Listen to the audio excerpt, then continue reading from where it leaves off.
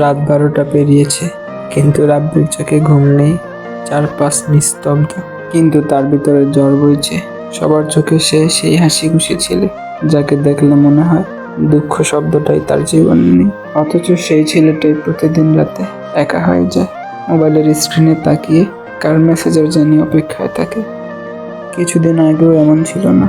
তখন তার জীবনে ছিল এমন একজন যার সাথে সারাদিন গল্প হতো, হাসি হতো। সেই মানুষটা হঠাৎ করে একদিন আর কোনো কারণ না দেখিয়ে দূরে সরে গেল। রাব্বি বরাবর চেষ্টা করলো জানতে কি ভুল হয়েছে, কিন্তু কোনো উত্তর পেল না।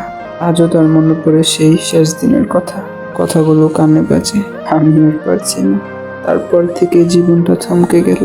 বাইরের পৃথিবীতে সে এখনো আগের মতোই হাসে, বন্ধুদের সাথে আড্ডা দেয়, কিন্তু রাতে চুপচাপ বসে থাকে জানালার পাশে।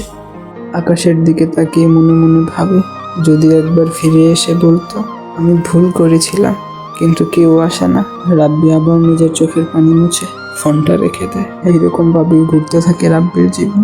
সকালের পর সন্ধ্যা হয়, সন্ধ্যার পর সকাল হয়, বন্ধুদের সাথে আড্ডা দেয়, যত কিছুই করে তার মনের ভিতরে একটা কথাই ঘুরতে থাকে, সে যদি আবার এসে বলতো আমার ভুল হয়েছে।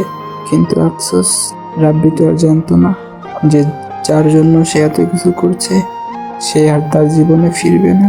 এইভাবেই রাব্বি অপেক্ষায় বসে থাকে, আর তার ওই মানুষটা অন্য কাউকে নিয়ে খুশি থাকতে শুরু করে।